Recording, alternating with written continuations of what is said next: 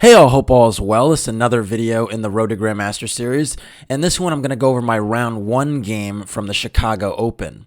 Now, the last tournament that I just finished was the St. Louis Norm Invitational, and that was a total disaster. I got 1 out of 9, so that's right, 1 point from 9 rounds.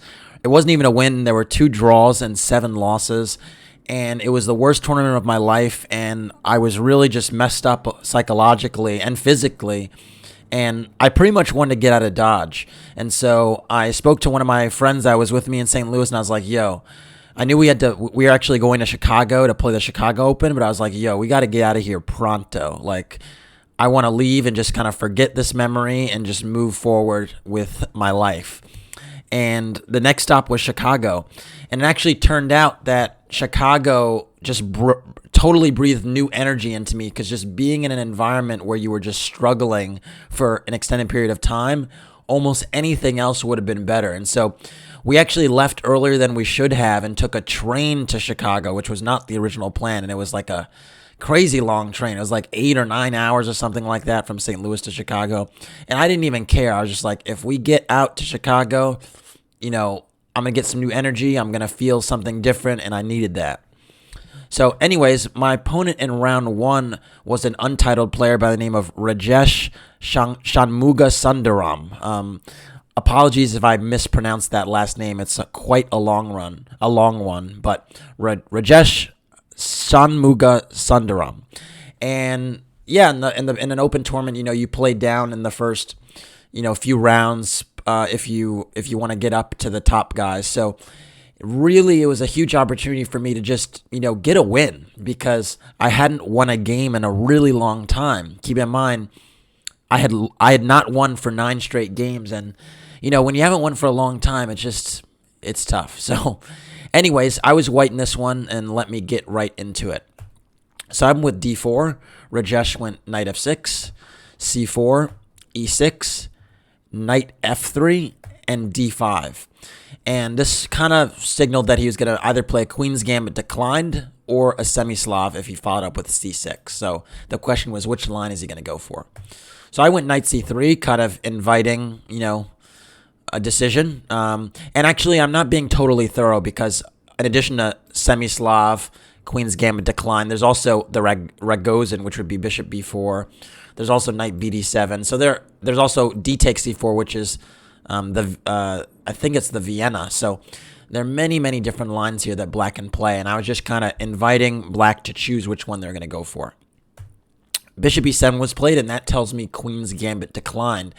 And this is one of the most solid lines in chess, and is pretty much in the book of almost every really strong Grandmaster, because it's just a very, very solid opening. You castle relatively quickly, and then you tend to attack the center with c5 a lot of times. So very, very reliable opening. Now, the choice for white here is typically where to deploy the dark squared bishop. It can sometimes go to f4, and other times it goes to g5, and there are different implications to each. But I decided to go for bishop g5. After h6, this is fairly normal. I went bishop h4. There are some players that go bishop takes f6 and play this type of position, because even though white has actually given up the 2 bishops here, there are certain lines where white can go like queen c2 and then play for a very quick g4 and h4 and get an attack on the king side, because black has created a hook with h6. So just to illustrate what that potentially could look like, I've seen like queen c2, castles, let's say h4, b6, takes, and I'm just making moves, but let's just say like e3, bishop e7, g4. This type of attack can be extremely, extremely dangerous. So just keep that in mind. There are some ideas with bishop takes f6. So anyways, I didn't go for that. I went bishop h4, and black castled, and I went e3. I'm pretty much trying to just develop my pieces, castle, and play one of these normal positional games that I tend to play fairly better than any other types of games. So that was my aim. After e3, b6 was played. This idea is to kind of develop the bishop via b7. It also introduces c5 as an opportunity, just so you can recapture on c5 with a pawn if I take on c5. So this line is actually, again, has a very, very storied history. And if I remember correctly, it's called the Tartakower variation, the Queen's Gambit decline Tartakower. And yeah, there are many, many ideas here, but typically the deployment for black is bishop b7, knight bd7, c5, rook c8, etc. So after b6, I actually decided to play c takes d5.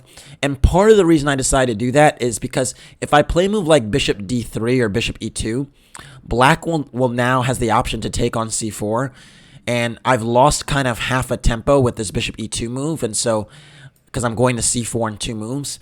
And I've actually seen bishop a6 be played here quite a bit. I think I saw Caruana play this way a few times, just trying to get rid of the light squared bishop. And these positions have been holding up quite well for black. I mean, white has a very, very slight advantage based on the fact that this knight is a little bit misplaced. But trading pieces in general is a good thing for black in structures where he lacks a little bit of space. And after queen e2, I think queen c8 is even a move. But even knight b8 is an option, honestly.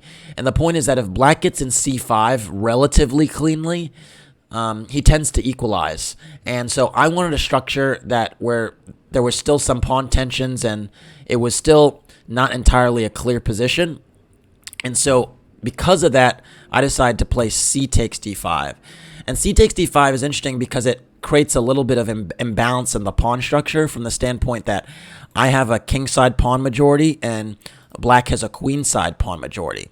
So black has a real decision to make here.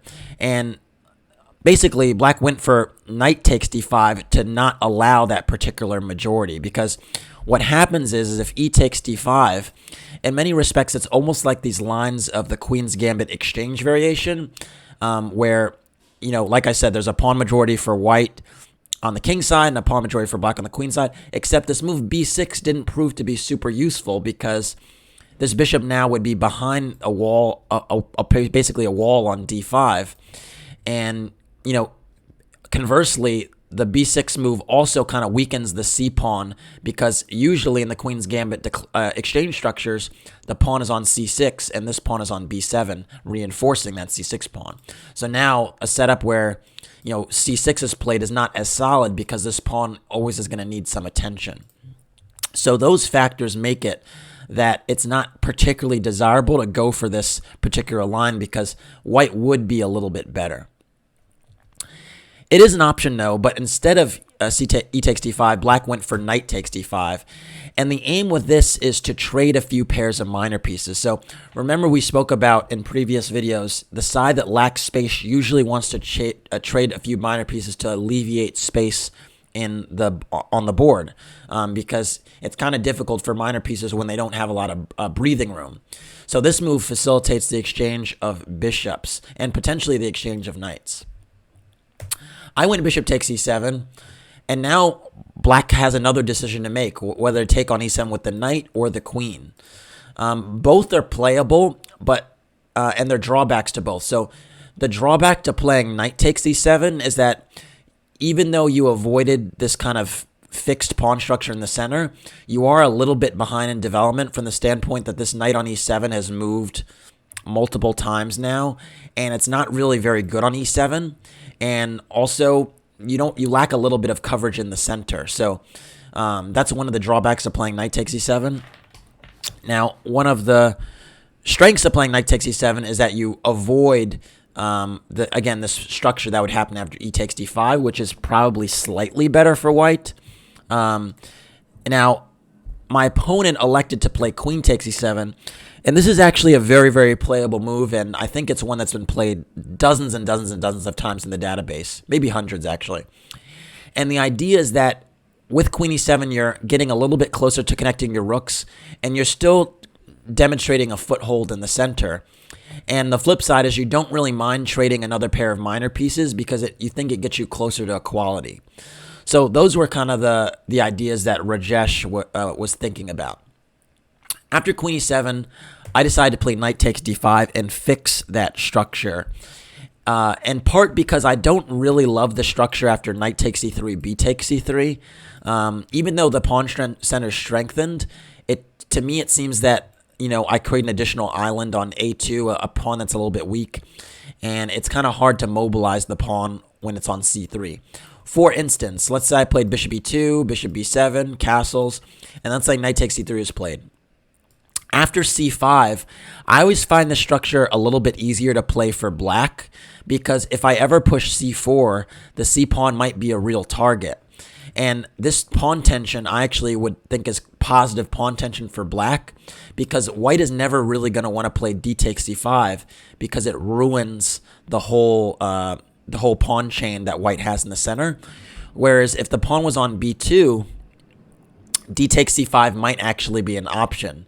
And so I tend to just stylistically prefer not to have this b takes c3 structure, although I know some people do prefer it because it bolsters their center. So because of that, I actually played knight takes d5 right away, and after e takes d5, we have this fixed center I talked about. So understanding this position is kind of important. So pretty much white is going to have, relatively easy development and castle. And the one pawn break that black has in the position is c5. But when c5 is played, white will have the opportunity to take on c5 and either give black an isolated pawn on d5 or hanging pawns if black elects to recapture with the b-pawn.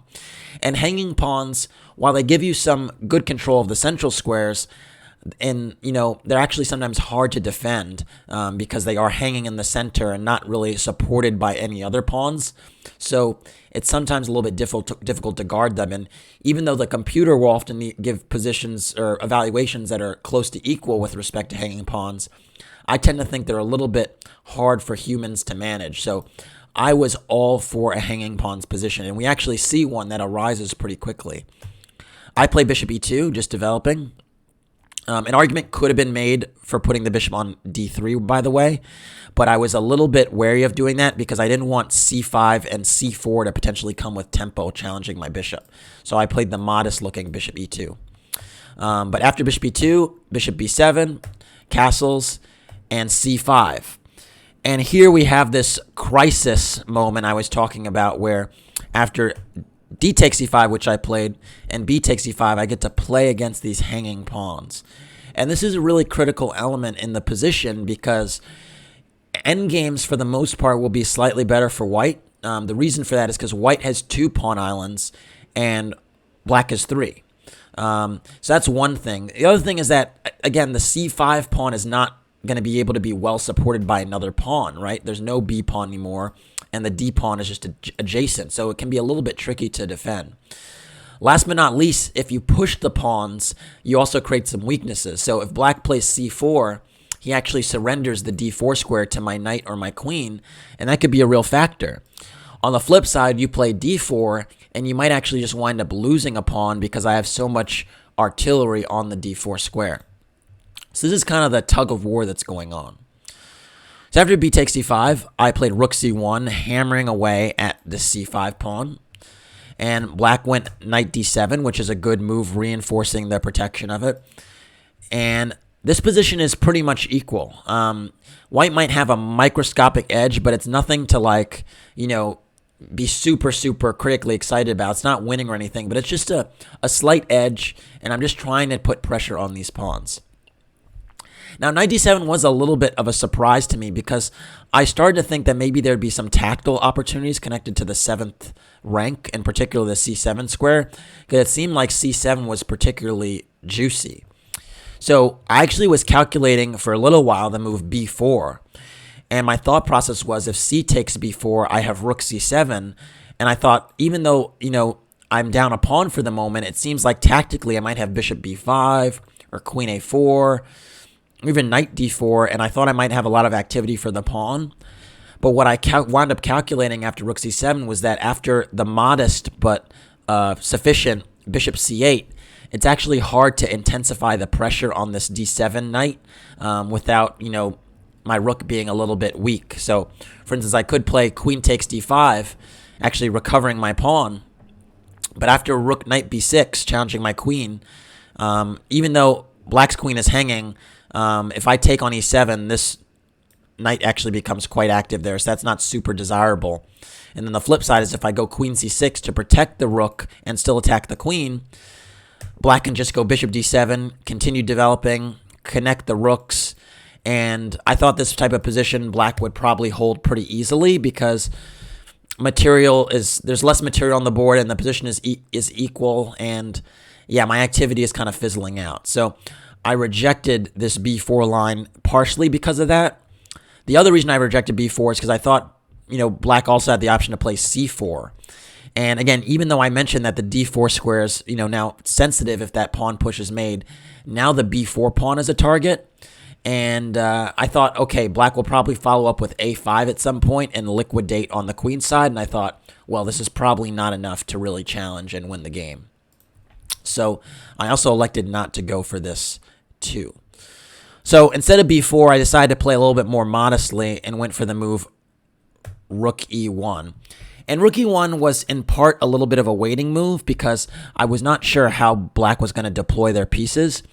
The other thing that I was thinking about is it could be good prophylaxis in certain positions where the rook is lining up against the queen, so that if d4 became a serious idea, maybe after I move this bishop, there would be some tactics against the queen. And in general, it's a good idea to line up your rooks against your opponent's queen if possible. After rook e1, Black played queen f6. I did not like this move, I must say. I thought a better move, more responsible, would be a move like knight f6, just overprotecting the d5 pawn, getting your knight closer to being centralized, and then maybe following up with rook a c8. Queen f6 does attack something, though. It attacks the b2 pawn. But the flip side is that it's actually not really threatened because, let's say I waste a move with h3. Queen takes b2 is not even possible because rook b1, not rook a1, rook b1 just picks up a piece. So the b2 pawn technically isn't attacked, and that's another reason I thought queen f6 wasn't so hot. The other reason was because of the move I actually played, which was bishop b5. And I thought here, now that the knight is undefended, the c5 pawn might drop, and if I'm able to secure the c5 pawn and get this monster outpost on d4 for my knight, I thought I'm really in business. So I thought a really legitimate threat would be to play bishop takes d7 and rook takes c5, even if it meant that Black actually took on b2. So just to give you an example of that, let's say rook f d8 is played. I might take anyway and then go for a position like this because I think my argument is that this isolated pawn is going to be a real issue for Black pretty much. And even in positions where I lose the a2 pawn, if I play a move like knight d4, queen takes a2, and queen g4, even positions like this can be extremely dangerous because this knight can always jump to f5. This rook, of course, is attacked right away, and this bishop is pretty much out of play, and the queen is also off sides. So you can see that white has a real initiative going, whereas Black's pieces aren't really well coordinated. So this is kind of the dangers that can happen when you have isolated pawn positions, as they create really good outposts for knights. Instead, after bishop b5, Black went for bishop c6, and I think this is a good move. Getting rid of that bishop that was potentially going to be hemmed in behind his own pawns and kind of forcing a trade. I took on c6, and after queen takes c6, I went for queen c2.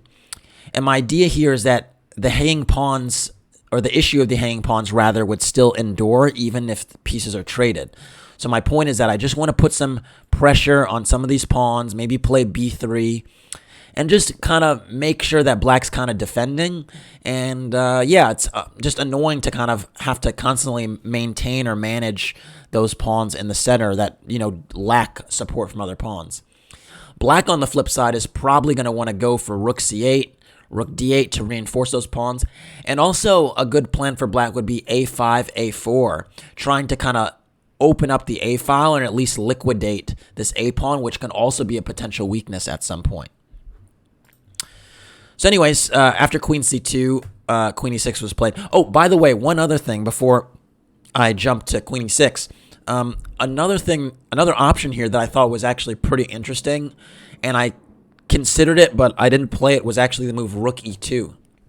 And rook e2 is extremely unusual because for the moment you're splitting your rooks, but the idea is actually to connect them on c2 and to double rooks in a very unique way and that type of on the c file. So I could go rook e2, rook c2. I also could even consider rook e2, rook d2, and actually target d5. So it was a kind of unusual way to potentially double rooks, but I thought it was a little bit unnatural for my taste. And I thought getting the queen off the first rank also made sense. So anyways, queen c2, queen e6. Makes some sense because in this position, you could say I was threatening b4, taking advantage of the c-pawn being pinned. So queen e6 kind of steps out of that pin and still keeps an eye on the d5 pawn. And now I went h3. h3 is a pretty good waiting move in my estimation, just giving my king an escape square before any tactics really arise. There weren't so many ways I could improve my position here, but one of them was h3, one of them was b3, one of them was rook e d1. I was considering all of these, but I thought h3 was the most responsible. And flexible for that matter, because I'm going to have to give my king an escape square no matter what. Rook a8 was played. Makes sense. Again, we talked about this. Reinforcing the hanging pawns in the center is very important. I went for queen a4 now, actually deploying the queen to a more active post given the fact that the rook left the a7 pawn. Another option here was actually to consider b4. And I really did consider b4 because I thought that, the two rooks for the queen could be a nice, juicy situation. But the more I calculated, I thought, well, things might fizzle out kind of quickly. And I was looking at c takes b4, queen takes, rook takes, king h7, rook c7, knight e5, takes, rook takes. And this move d4 kind of bothered me. And this is actually why I kind of rejected this line. Because I thought that even though the rooks are really great, they're not connected just yet. And the d3 pawn might be a factor. And I also thought even d takes e3 is an option. And that might liquidate the position sufficiently where I might not be able to put enough pressure on black's kingside pawns before allowing a perpetual check. So I just wasn't too sure whether this ending was going to be, really promising for me or not. And so I decided not to go for it. The other thing that I was looking at, like I did in lines previously with my rook coming to c7 with b4, was that after b4, there's always the option to play c4. And now c4 is a protected pass pawn with a rook behind it. So it's something that I do need to kind of keep under observation. And I wasn't sure whether this was something I wanted, particularly because a knight might try to come on over to d3 and really anchor itself in my position. So I would actually freeze my knight on f3. For instance, I couldn't just take advantage of the d4 outpost because after knight d4, queen f6, already knight e5 to d3 is a serious threat.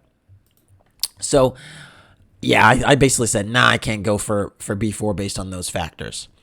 So instead, I went queen a4. Black went knight e5. I think this is a good move. Again, trading more minor pieces, getting closer and closer to equalish rook endgame, and also threatening knight d3, right? So I kind of am obliged to trade. And so I took on e5 and queen takes e5.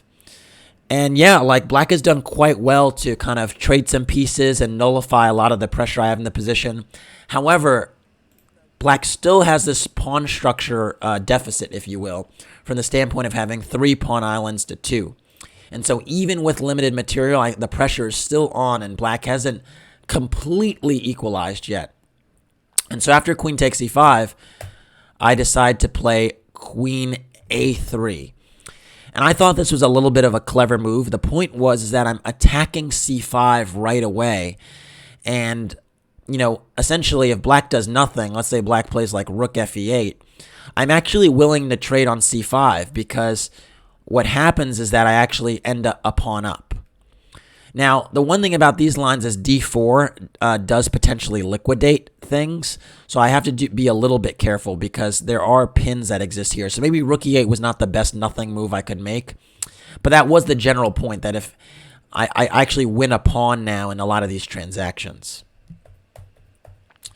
The other thing is that I was talking about b3 as a way to kind of shore up black's pawns a little bit, but I rejected b3 because of rook c7, and I thought that after rook c2 and rook fc8, black's actually just going to play c4 at some point. And it was hard to imagine that, in this type of position, I actually would be able to get anything going anywhere else on the board if the c pawn has to be under constant observation. So I wasn't really buying these types of positions. Of course, queen takes a7 is kind of out of the question because after queen takes b2, I'm not actually winning a pawn anymore because a2 is hanging. And you might say, well, isn't white better? Isn't white better here? Well, I wasn't really buying it. I mean, I can potentially try to attack the d5 pawn, but I just did not seriously think this was a real winning attempt. Maybe, okay, rook d8, maybe I have e4. And yeah, maybe I actually do wind up winning this d pawn, but I was skeptical that this would win the game. So instead, I just kept tension with queen a3. And black actually wound up playing c4 anyway. And this is actually what I was hoping to accomplish, was that by playing c4 and keeping the b2 pawn on the board, I actually keep a little bit of tension in the position. Whereas if I played b3, we might have had to trade a few extra pawns. So I was actually quite happy to see c4 because it kind of made sure that the d pawn was going to be a little bit backward and weak. And so I decided to kind of pressure that right away by playing rook e d1. And the additional point is now that c4 is played, the d4 square is no longer under black's observation. So by getting a rook to d4, I can kind of block off black's influence on the b2 pawn while doubling and, again, keeping material on the board. So I was really, really happy with this sequence. Black played rook b8, attacking my b2 pawn, and I happily went rook d4, kind of shutting that diagonal down. And I actually was thinking that white was going to get something quite serious here because now all the pawns on the queen side are still on the board, and there's some weaknesses that black has to worry about. After rook d4, black went rook b5, and I went rook c d1, again putting more pressure on the d5 pawn. And a5 was played, and a5 is a really, really excellent move because it not only reinforces the a pawn, but it also, takes some space on the queen side. So my queen can't just, run up the a file anymore, and it's actually lacking some squares on this side of the board. So a5 was a really excellent move to kind of cement the structure and kind of hold up my counterplay a little bit. After a5, I decided to go rook 1 d2, just additional prophylaxis for the b2 pawn, essentially, guarding against rook fb8, which is going to come eventually. And after rook 1 d2, black went rook b8 anyway, but you see I've already defended it. So, that's why prophylaxis is helpful, sometimes defending the idea before it actually comes. Now, I went h4, trying to open up a flank on the king side, or at least to create some type of weakness in black's position, because it's very, very difficult here to make progress with my pawns, right? If I go b3, I'm just hanging a pawn to c takes b3. If I push my f pawn, I'm hanging e3, or at least I'm weakening it. Of course, I don't want to push the g pawn right away. And the e pawn, I don't want to trade this perceived weakness on d5 for a perceived strength on e3. So the point is I'm trying to kind of loosen up black's position and force black to make some tough decisions. So that was the idea with h4, is to potentially seize space on the king side. Black now went queen f6, essentially just waiting. And I think this is a really good move, just essentially acknowledging that it's kind of hard to improve my position. Again, if I take the d5 pawn now, b2 will actually be hanging. So, for instance, rook takes d5, rook takes, and rook takes b2. And not only don't I have a check on d8 because the queen is covering, but the c pawn might be a real factor. And I forgot the most important thing, the f2 pawn is hanging. So this would be a huge problem for white and not desirable. So I think queen f2 is really smart because it keeps an eye on the sensitive pawns in my position. So I thought that was a great move, and I really did not have much by the way of active plans to deal with this, so I kind of decided to kind of wait in a holding pattern, if you will, and opted for the move king h2. And king h2 is not, brilliant or, witty or anything like that. The idea was in some lines to step off the back rank so that I wouldn't, be losing a tempo to rook b1 check. And it was also, honestly, just to kind of ask black to make another decision. Because, frankly, in this position, I thought that I couldn't really improve it unless black did something a little bit silly. So I was kind of trying to give black the opportunity to do something silly. After king h2, black went queen c6, and I think this was the opportunity I needed. Instead, queen e5 check is just a very, very reasonable move. Of course, if I go back, he'd probably just repeat. And if I block with g3, this is something as a black player you'd be happy to see, because now the second rank is a little bit more vulnerable. The f2 pawn is a little bit more sensitive. And if you just bring the queen back to f6, you're eyeing the f2 pawn. So I think black could easily just hold in this position with queen e5 and queen f6, just staying on this diagonal, indirectly eyeing b2 and f2, and even strengthening his position on the king side by playing like g6 and h5 to kind of reel in my king side space.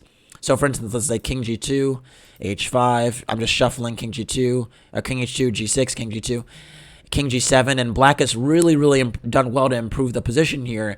The king is more snug. There's no back rank issues with check. The queen's, again, eyeing these important squares. And again, very, very difficult to make progress here and would probably end in a draw. Instead, queen c6 drags the queen away from the side where I really am a little bit loose and my king's a little bit airy, and so I did not understand that decision. After queen c6, I went queen c3, and I got a little bit excited now because now that the black queen has ceded its post on f6, I was already entertaining ideas with rook g4 and, threatening mates on this diagonal. Black now decided to go rook e8, and I think this was a huge mistake because it kind of allows me to play my plan. Instead, again, queen f6 is extremely responsible. You just eye f2, you hold up c3. He says rook g4 is not really a threat anymore because queen takes c3 or rook and then rook b2, and you just kind of stop my threats. Rook e8 does not do that, and it actually allows rook g4. And this is pretty much the dream scenario for me because I've essentially got a position where, black kind of has to play a weakness now, right? If g6 is played, that actually allows h5, and now the king is extremely airy here on the g-file. And and the move that was actually played in the game, f6, weakens all of these light squares around the black king. So, not to mention the fact it also loosens up the whole 7th rank. So, again, even though this position is still not winning or anything, it's just a huge, huge difference from the position like 5 moves ago. And it's because black was not really patient or effective in holding the position together and keeping the status quo. And quite frankly, this is something that happens quite a bit when you play weaker players or lower rated players is they don't know how to just do nothing. Mastering the art of doing nothing or doing something without doing nothing is actually a really, really important skill because it means you're not compromising your position. And he certainly compromised his position. After f6, I went rook d4 back, and it's kind of an acknowledgement that, you know what, I did what I need to do here. I create a weakness. Now I'm going to go back to the other weakness that I cared about, and this is like how you win games, is you try to just loosen the screws a little bit. Black now went queen b7, I think training his eyes back on the b2 pawn, and now I went for queen c2. And my idea here was now to eye those light squares once again. Just keep an eye on them. Consider playing queen f5 or queen g6. And just keep an eye on them.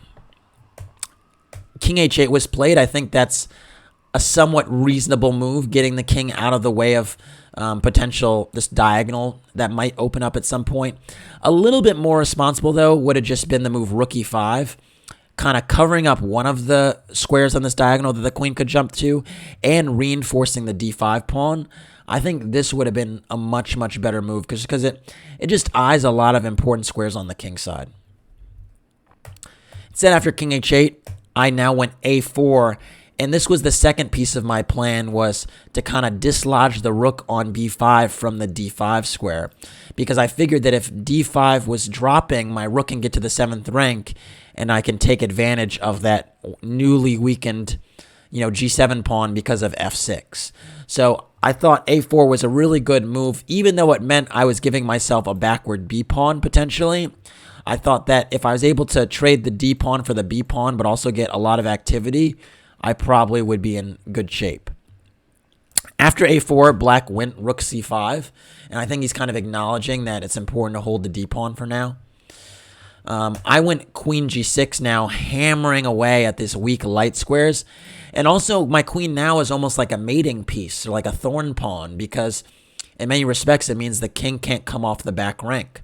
So if I ever was able to get a rook to d8 now with the queen on g6, I'm probably checkmating. And, this was something that was not at all in the position before f6. So you could just see how, a few pawn moves can just compromise everything.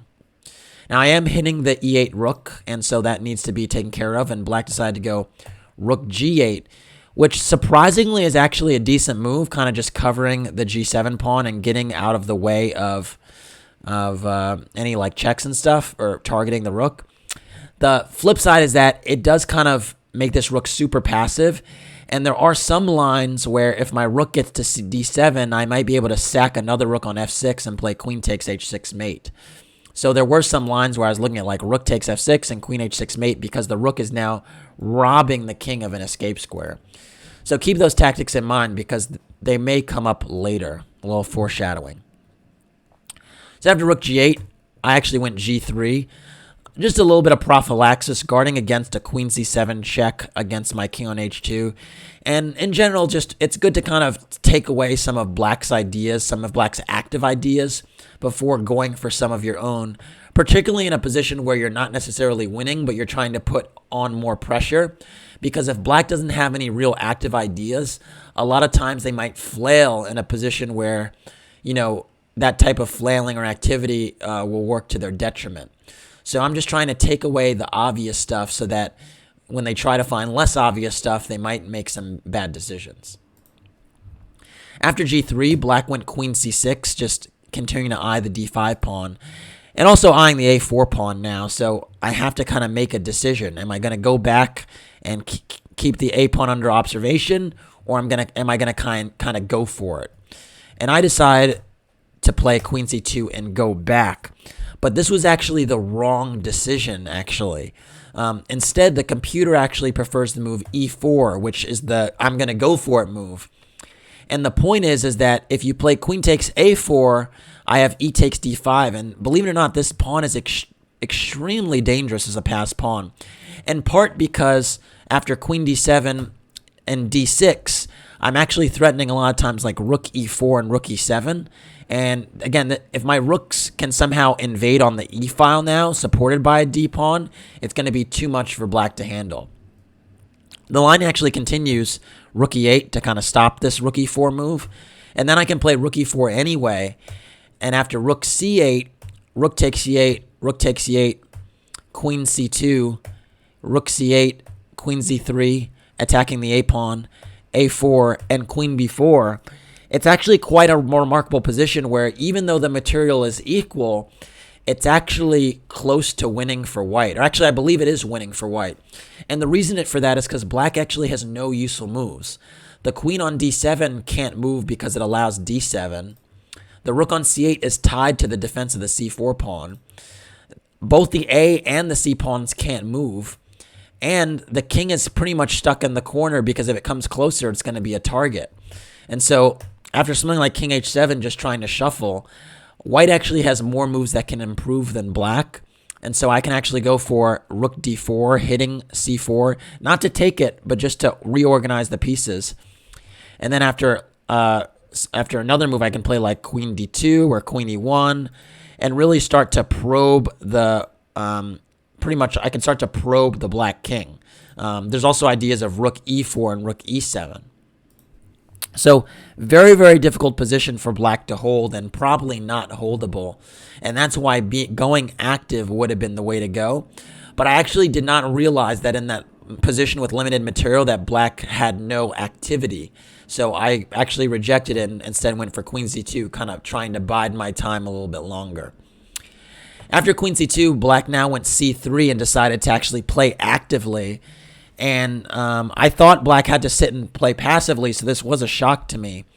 because after b takes c3, rook takes c3, I thought, okay, well, now this pawn is a clear target on d5, and, my b2 pawn, which was backward, is now not, there anymore. So I thought for sure I would be up a pawn a lot of these exchanges. And I actually elected to go queen g6, which is actually a slight mistake. Instead, queen f5 was a little bit more precise. The idea is that you just secure the d5 pawn right away. You have 3 attackers, and there's only 1 defender currently, so I'm for sure going to win the pawn next move. And after I win the pawn, I also win the a5 pawn as well. So there's scenarios where I'd have a 4-on-3 on the king side that would be quite dangerous with heavy pieces on the board. The reason I actually went back with queen g6 is I actually was envisioning checkmating ideas connected to the rook coming to d8, taking on g8, and then delivering my next rook to d8 with mate.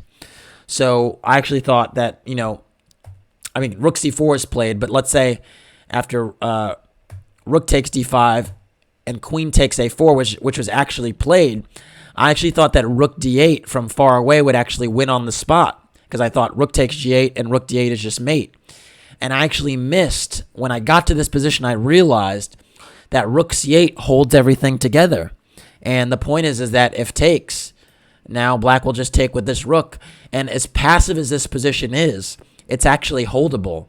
And this is a huge surprise to me, but it actually is. This rook is guarding the really important, weakness on g7. And, the only way to kind of take advantage of these weaknesses further would be to push my own pawns, which are relatively hard to mobilize if my king is weak.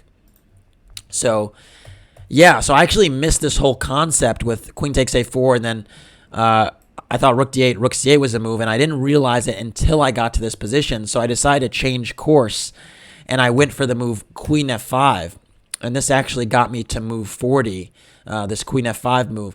And the fortunate thing is that I actually get to win the a5 pawn anyway, because here rook a8 is not a possibility, because now I have rook d8 with checkmate. So it's not a possibility. And this rook on c4 actually can't support the a5 pawn right now, so I am actually winning that pawn. But if you notice, in the position where my queen was being hit on c2, here I could have gone queen f5 right away, and this is why this one would be a slightly better version of the game. Anyways, I did wind up getting at that pawn with queen f5, and black now went rook c8, just moving back, getting those rooks connected and acknowledging this pawn on a5 was lost. And I went rook takes a5, and black played queen c4. Now we're in a totally new phase of the game, because I would consider this an end game. Even though they're heavy pieces on the board and whatnot, this is pretty much a heavy piece end game. And it's a 4-on-3 on the king side. And so let me tell you what I know about 4 versus 3. So with just one rook, I believe 4 versus 3 is a draw. In 95% of cases, unless there's some very unusual circumstances, black can hold the 4 versus 3. But what got me very enthusiastic here was the fact that there were real light squared weaknesses in black's camp that makes it very difficult to hold the position together. So that's one factor. Keep that in mind. The other factor is just the passivity of black's rook on g8. So my pieces are going to be a little bit more coordinated than black's, and I thought that would also be an important factor.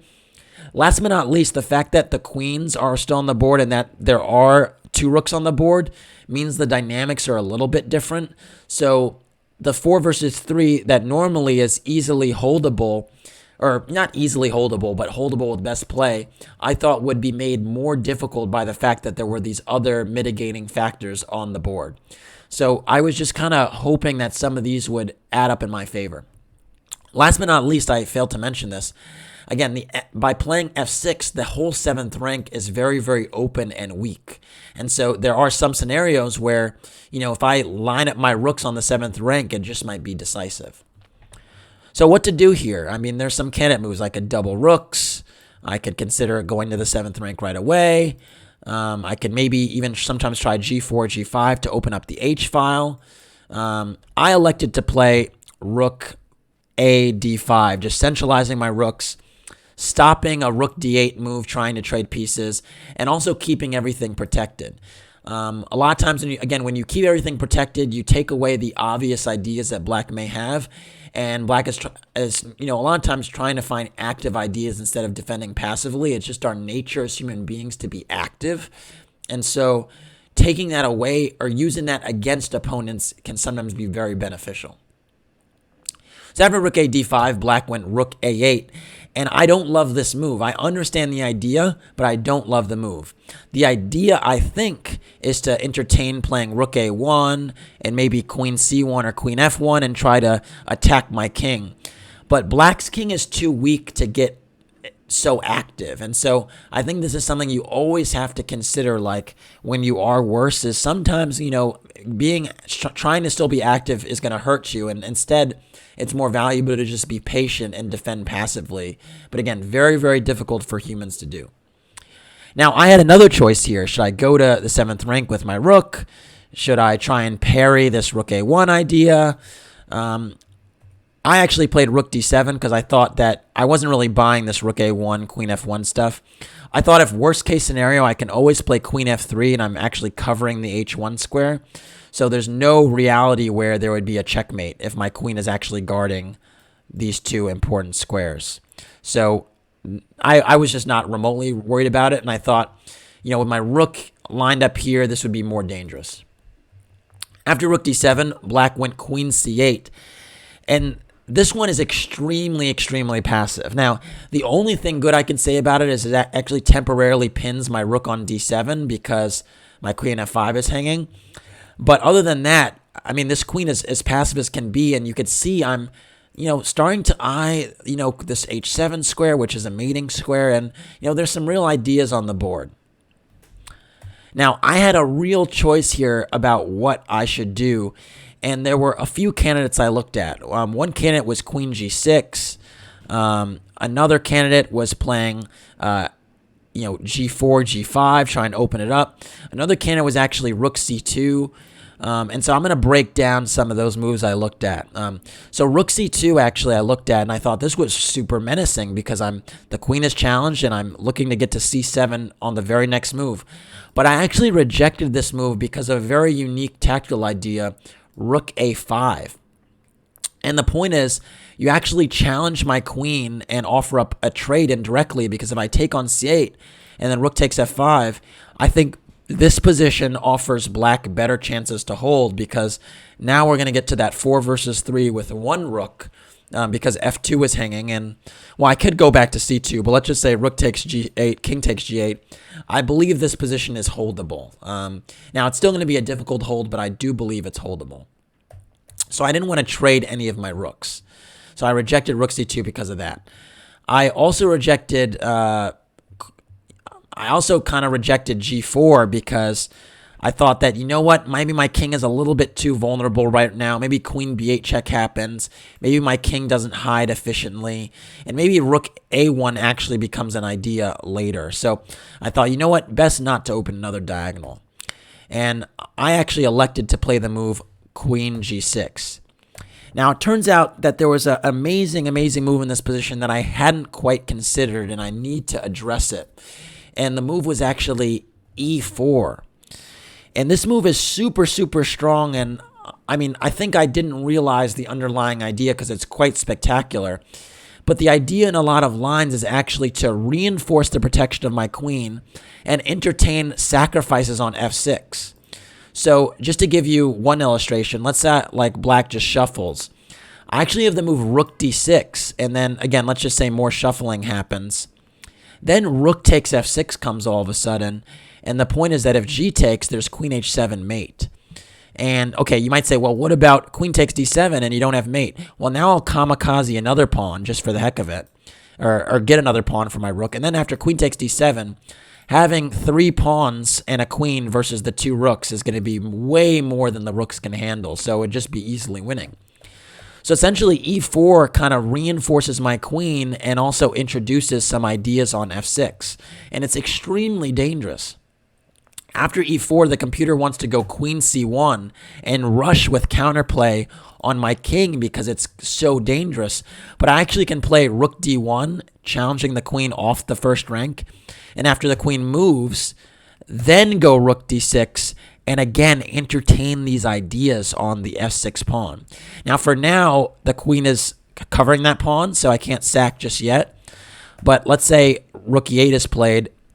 Now queen f4, and again, I might actually get rook f7 and then rook takes f6. It's not beyond the pale. And yeah, these positions are very, very dangerous. Now you might say, well, what if black actually trades the queens? Well, the line continues here. If queen e5, I actually can play f3, and this is, again, this is a computer line. But the point is, after queen takes f4 and g takes f4, the pressure is still absolutely on with there being two rooks on the board and the potential to create a passed pawn. And the other issue is that my king potentially could walk in through g6 and f5 and cause real problems because black is so passive. So the point is that the position is not a dead draw just because it looks very simplified. And I thought that was a really, really important thing to illustrate. Instead, I went for my queen g6, as we know. And after queen g6, black went queen e8. And I had anticipated this move, challenging my queen off of this square where I'm encroaching on the black king position. And I had an idea in store. And my idea was to play h5. And this is the crowning jewel, if you will, of my plan was I thought that by playing h5 now, the queen would be immune to capture on g6 because after queen takes g6, h takes g6, this thorn pawn creates serious, serious mating threats and back rank issues for the black king. Note that if, let's say the rook comes off the 8th rank, now I have rook d8, and I always have rook takes g8 checkmate, so the black rook pretty much needs to just come right back where it came from. And yeah, I just thought these positions would be incredibly dangerous for black with this pawn on g6. So I was really happy to find h5 and this whole queen g6 h5 maneuver, even though it turns out that black is okay, because I thought now it's going to be very, very difficult for this king to get to safety or just get out of this, hole it's dug itself in the corner. After h5, black played rook a5. And this is a reasonable move, trying to target the h5 pawn with rook takes h5 check. And I decided to play rook to d5 just so that, I'm able to keep this bind here. And I thought, even with trading a pair of rooks now, I thought, this position is still going to be kind of an enduring advantage for white because this pawn wedge is very frustrating and, really makes it difficult for black to really do anything. Rook takes d5 was played, and I actually went for queen takes e8 now because I thought this pawn on h5 was so sufficiently powerful that I thought maybe the 4 versus 3 now would actually be closer to a win than a draw because it's hard for black to actually push the pawns without creating an additional weakness. And so after rook takes e8, rook takes d5, we actually had this 4 versus 3 rook ending on the board that I was talking about earlier is usually just a draw, but with some key differences, namely that the 7th rank is wide open and black has a chronic weakness on g6, which means that whenever the g pawn is pushed, the f and h6 pawns become split. And so I thought that if black remains passive here, I'll be able to really mobilize my pawn structure with g4, king g3, king f4, king f5, f4, e4, and eventually bust open with e5 and win the game. Just to illustrate what that looks like, if let's say black just shuffles, just moving, just to illustrate. And I think in a position like this is what we're talking about, where, my pawn gets very, very close to, queening and this king is cut off. And I thought this one would be really, really tough to hold. So, yeah, I thought I was in a really good shape here. Now, black did not decide not to play completely passively because, that would be bad. But I didn't honestly see a great way to, be active without creating additional targets. And I thought, again, by pushing the G pawn, then the F and H6 pawns are split and harder to defend. So black played rook e7, first covering the 7th rank. I think that's a reasonable move. If you do ever want to push this pawn or even get this king active, you have to guard the 7th rank. So that's fine. And now I went g4, introducing my king into the game. Black now went g6, and this move surprised me. Frankly, it really did. I thought that black would have to stay passive and go king g8, king f7, and then just shuffle on the 7th rank and just kind of wait. So g6 was a huge shock to me because it seems so counterintuitive and just wrong. I mean, you're weakening the entire 7th rank here. The rook is kind of has to stay on the 7th rank to, avoid checks to the king. And also, again, all these pawns are weak now. So I was like, wow, does that really work? It actually turns out that as ugly as this looks, it's actually still it's still a draw with the best play. And yeah, it's quite remarkable. I went king g3 now, keeping the tension there. I thought that if I took on g6, king g7 was going to be played, and it didn't hurt just to keep the tension, because if g takes h5, after g takes h5, I thought my king might have an entry square through the f5 to get to g6. So I thought that was a way to play. So I decided to just keep the tension with king g3. King g7 was played now, and now I played king f4. And again, the idea was just to keep the tension, because I was going to be very, very happy if a move like g5 was played. Because now if I go king f5, I thought this king is super weak, and it's kind of boxed in because it has to eye my king invading through g6. So I thought this would be very, very passive and not something that black wants to do. So after king g7, king f4, black actually played king f7, still waiting, and I think this is a good move, just kind of waiting, keeping the tension, not taking on h5. And here I decide, you know what, if I want to make any progress, I pretty much need to take this pawn. Because if I play f3 check, or if I play f3, I thought g5 check is all of a sudden playable because of king f5. But it actually turns out here that I might have been wrong, because after rook takes e3, there is rook d7 check, which is a little bit dangerous. Note that rook e7 can't be played because this would be a winning pawn ending. So maybe it's not so clear, but I don't know. It still feels like, giving up the e3 pawn is wrong. And maybe after rook d7 check, just king e8 is holding because of rook takes f3, which is coming up next. So, but honestly, I'm not so sure now. The king does invade via g6 and gets at the h6 pawn. So, yeah, kind of unclear. Maybe just winning for white. In any case, I decided to resolve the tension now because I thought I did not have any more useful waiting moves. And I actually played, first I decided to play e4 just to keep the tension a little bit longer. But after rook a7 and f3 and rook b7, I thought, okay, maybe it's time to keep tension. Maybe it's time to take away the tension sooner rather than later. I did try to keep it a little while longer, and I went for rook d3.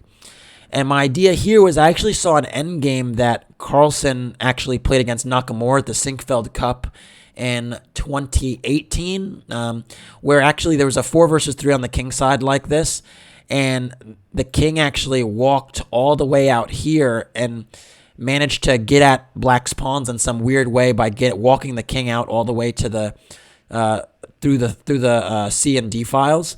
And I thought that maybe I could try this maneuver and actually trade to winning king-pawn endgame, because, again, if my king is able to walk to d7, or if the rooks get traded, I'm actually going to be winning. Just to illustrate that, let's say everything stays the same. Obviously, it probably won't, but, this type of scenario would be extremely desirable because I'm a pawn up. So I thought that if my king walks like that, I might have an advantage. So that's why I went rook d3. So black went rook a7. I went king e3. And actually, this king e3 move was actually not the best move. A better try actually would have been h takes g6. And after king takes g6 and rook d6, I'm actually threatening e5, which is super strong, and just winning the game. And so rook e7 needs to be tried. But now after rook b6 and king g7, I still have a lot of pressure, and I might be able to entertain f4 and f5. So it's still a little bit tricky here, and white might have been able to kind of press this issue in a little bit better way if I opted for this. But again, I thought, you know what, maybe keeping the tension was a good thing after all. And so instead, after king e3, rook b7 was played, and now f4. And this was my idea, was to mobilize all the pawns and really put maximum pressure on the black king side. And really, all this stuff would not have been a huge issue if black did not rush to play g6, because this was a kind of uncomfortable tension for black because he never really wanted to take. After f4, black went for king g7, still waiting. And now I decide to play rook d6, which is a mistake. Instead, there was a move here that was actually completely winning, and I missed it. So why don't you pause the video and try to figure out white to play and win. All right, hopefully you paused the video and got an idea of how to play from here. The move that actually wins, believe it or not, is the move e5. And the point is that after f takes e5 and f takes e5, now I can actually shuttle this pawn up the board because black is too passive and has to worry about this pawn tension. One thing to keep in mind is that if black relieves the pawn tension right away after e5 and plays g takes h5, I don't recapture the pawn, but instead play the move e6. It's a remarkable intermediate move.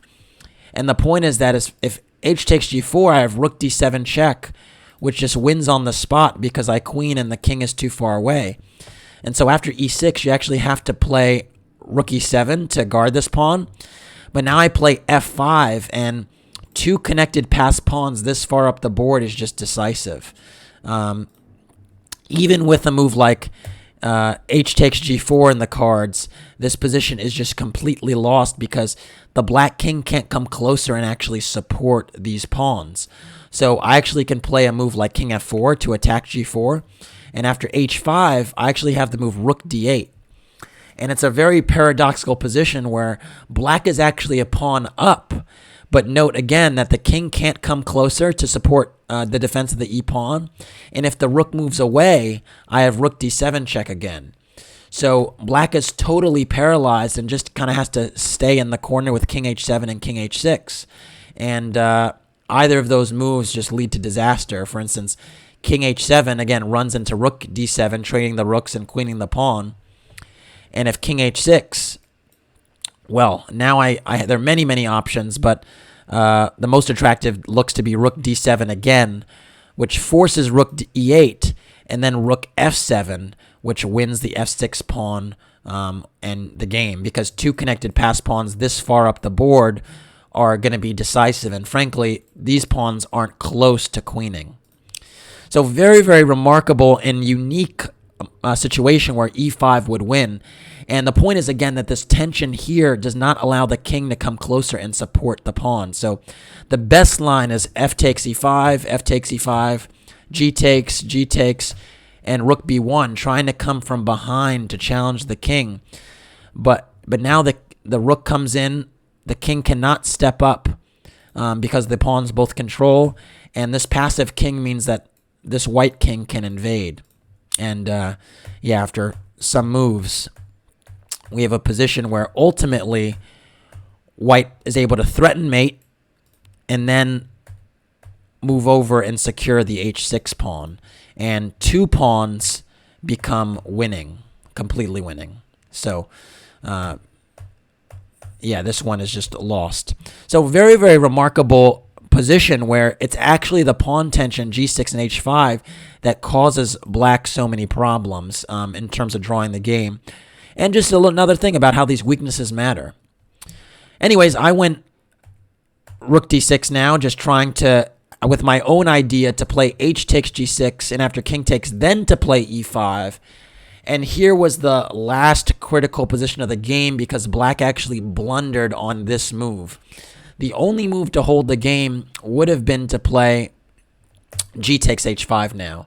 And resolving the tension looks to be a very, very difficult thing to do because this pawn on h5 is kind of strong, restricting the black king.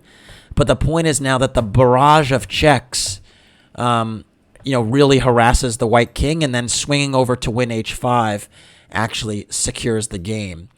And the issue is that after rook d7 and king g8 and king d5, you don't actually go for the h7 pawn, or the h5 pawn. Well, you do go for the h5 pawn, but after going for h5 and king e6, you actually go rook h4 back. And this is a very, very difficult move to make, and it's the only move to hold. But the point is that when the black king takes on f6, you have to be able to meet that with rook takes f4 check. And so by playing this very key move, rook h4, you keep everything together, and there's no way I can improve my position. Note that if I play f5, I'm hanging the e4 pawn with check. And, you know, essentially I have no way to really improve, because after king f5, now black can go king f8 and just wait. And the point is, by waiting, he's waiting for the king to come, you know, snatch up the f6 pawn so you can take with check. And note that if I go, you know, rook a7, the black king just waits very patiently, and this would be the way to hold. But this is a very, very difficult line to play, and again, it kind of shows that you have to be passive to kind of hold this position, and for a human player, very, very difficult to do that. So instead, after rook d6, unfortunately, my opponent went king f7 now, and that now loses on the spot, because after g takes h5 check, king takes g6, and e5, I'm actually picking up a second pawn. And to add insult to injury, if you play rook e6, well, we have similar problems to before, where I can actually just even get a protected passed pawn on e6 if I wish. But I actually would probably keep the tension and just go king e4, because now black is completely pinned and paralyzed. So yeah, not very easy to play this one anymore at all. And I can either go e6 and queen this way, or yeah, I'd probably play e6 and decide to get two connected passed pawns, and that would be it. So for instance, let's say if king g7, I can go e6, and then if the rook moves, you know, I mean, rook d7 check is even sufficient, and f5 coming up, it's just too much. So yeah, all of a sudden after e5, you know, the position is just dropping. Now black decided to try and check me, but unfortunately my king can hide on h4, and so I actually just started to walk my king there. And after these checks, my king is secure. I'm going to win a second pawn with rook takes f6, and that's just the game. So, you know, black kind of realized what was going on here and just made a few more moves. He went king g7. I went rook takes f6. Now it's a 3 versus 1, which is enough to win. And after rook f3, I went g5, just trading this last pawn, because after h takes g5 and king takes g5, I have two connected passed pawns, which every student of the game knows is just completely winning. So here my opponent resigned. Very, very tough game, very tough first round game in the Chicago Open. And I was extremely thrilled to just get a win, because it had been a long time since I'd won a chess game. So it was great to be back in business. And frankly, if you'd been, you know, following some of the more recent games, or, you know, in the St. Louis Norman Invitational, which was the last tournament, it was a while since you'd actually seen me win a game. So yeah, it was a lot of, you know, tough, ugly games that you were looking at where I'm just getting shellacked. So maybe you felt a little bit better about seeing a victory too. So yeah, I know I certainly was. So yeah, it was a new day, new experience in Chicago, and I was hoping to kind of build some new momentum in this one. All right, that's it for this video. Thanks for watching. Please like and or subscribe to the channel. And if you want to support the Road to Grandmaster journey, you could do so by making a donation through the PayPal link in the description below. Thanks again. Take care.